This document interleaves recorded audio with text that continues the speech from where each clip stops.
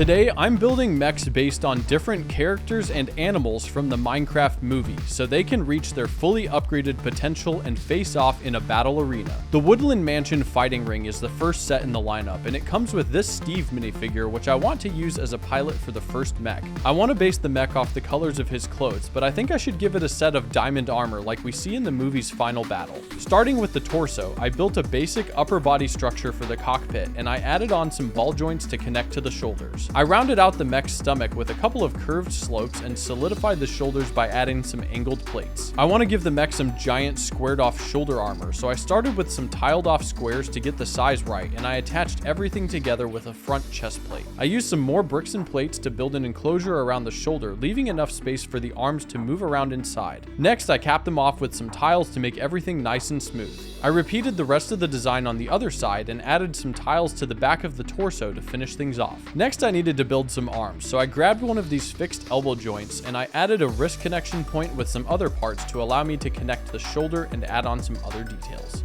After capping things off, I covered the upper arm with some tiles and moved on to the hand. I used a combination of clip and hinge pieces to build the fingers and thumb and connected the hand to the arm. After connecting it to the torso, I built a mirrored version of the arm for the other side, leaving off the hand so I can make a weapon attachment point in just a minute here.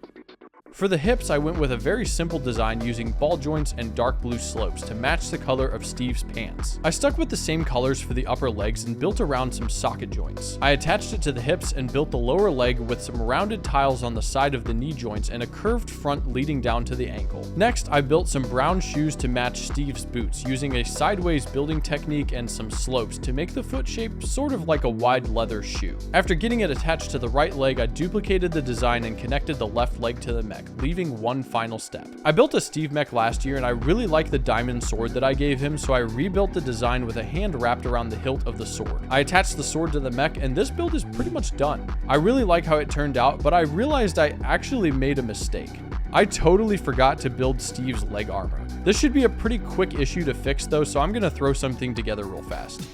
Diamond armor is really squared off, so I built a blocky enclosure around the knee and ankle joints, leaving just enough clearance so the mech can bend its knees and move its feet. I took a similar approach with the foot, and after getting it connected and building a second copy for the other side, I think this looks way better. The mech is much more proportional now, and I feel like it looks great, but also it's kind of just as ridiculous as Jack Black Steve wearing his diamond armor in the movie. I'm happy with how this turned out, and it makes me even more excited to start on the next build. Going back to the Lego set, there are a few different characters that come with it. You get Henry, Garrett the Garbage Man, the Great Hog, and best of all, the Chicken Jockey. One of the builds that comes with it is a fighting ring that's from the Woodland Mansion, where we see Garrett fighting the Chicken Jockey in the movie. I want to recreate this scene for myself, but instead of using minifigures, I want to build some mechs and make a way bigger fighting ring. First off, I'm going to start with making a battle mech for Garrett. His figure uses some really fun colors, so I think I'll be able to make something pretty interesting. I'm using light pink as the base color, and I started by placing some vent pieces on the sides for mechanical detail. I used a variety of slopes and tiles to enclose Garrett in the cockpit and decided to try something a little different for the top half. I used some clips and a bar to make a spot to attach more chest armor as well as some levers so Garrett can control the mech. I built out a small jetpack that can be used for speed boosts, and then I started working on the arms. I'm using this large joint for the shoulder, which will use Technic pins to connect the upper arm. I used a bunch of rounded slopes to shape around the outside of the arm and a pointed tile to finish things off. After connecting it to the torso, I can start on the forearm. I took a similar approach to the upper arm using pink and magenta to give some color variation, and I left a flat spot with a pin connector where I can add a hand. I used Exoforce arms for the fingers and thumb, holding everything in place with a few pink tiles. I connected the hand to the arm, built another one for the other side of the mech, and things are already looking pretty good. To make the hips, I used a few different ratcheting joints and smoothed everything out with some light blue slopes. Next, I worked on the top part of the leg, building around the frame with some more blue slopes and topping it off with some round parts to make it look a little more interesting. I made the lower leg quite a bit longer and more beefy than the upper leg, rounding off the front and adding some mechanical details to the side. I covered the knee connection point with a rounded plate and attached it to the rest of the mech. Garrett has some pretty big shoes in the movie, so I decided to give the mech some large white feet with a big front section to match. I built the other leg, and now the last thing he needs is a weapon.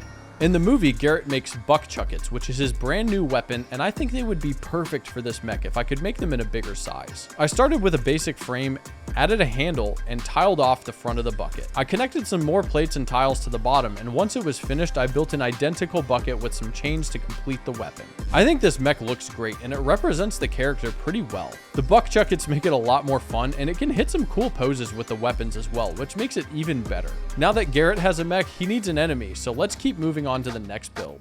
The next mech I want to make will be based off of the chicken jockey. I built the torso as one solid block with stud connections on the front so I could add on some muscles to make the chicken look like an absolute unit. On the back, I attached these rounded slopes and some clips to make connection points for the wings. I used some of these big round pieces in white as wings, and then I added a chair on top of the mech for the zombie to control it. For the next part, I grabbed the gas balloon village attack set since I needed to steal some parts from it. This set comes with the lava chicken food stand, which has a fun play feature where you can pull a part forward and it drops this egg out of the front of the building. I took the chicken off the roof because I think it has exactly what I need for the next step of the mech build. I can just steal its head, add it to the mech, and it actually works pretty well.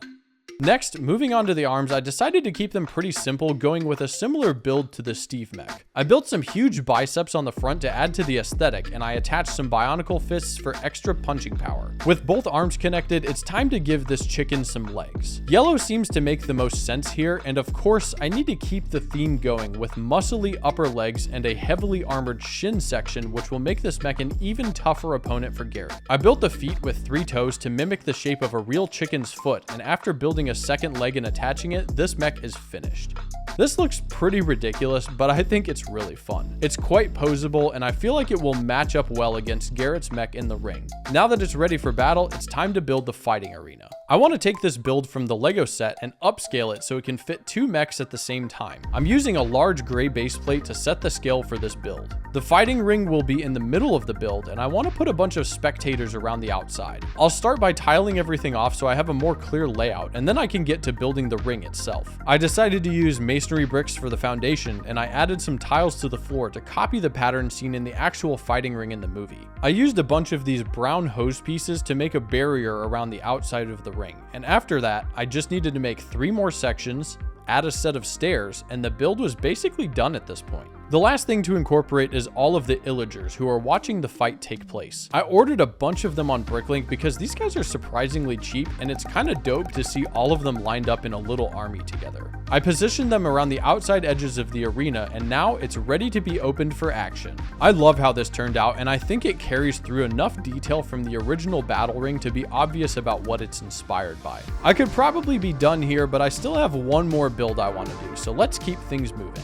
The gas balloon village attack comes with a good variety of minifigures, and the gas balloon is pretty fun to play with because you can shoot stuff out of its mouth. The main thing I want to focus on here though is the Iron Golem. In the movie, they give an Iron Golem the boots of Swiftness, which makes it larger and faster. I want to build one to be a similar size to the other mechs in this video, so let's give it a shot. Starting with the torso, I built some blue armor plating and added feather pieces to the chest to get the details in place. I attached some vine pieces and other foliage, and then I started working on the arms. I built up a squared off shoulder and tried to hide the connector as much as possible without limiting the range of motion. I moved on to the forearm, which has some more armor plating, and then I built an oversized hand, which is perfect for smacking piglins. After attaching the arms, I built some tall rectangular legs with tiling on all sides to keep a smooth look. I built the boots of Swiftness with some blue bricks and tiles and clipped on some minifigure angel wings to complete the look.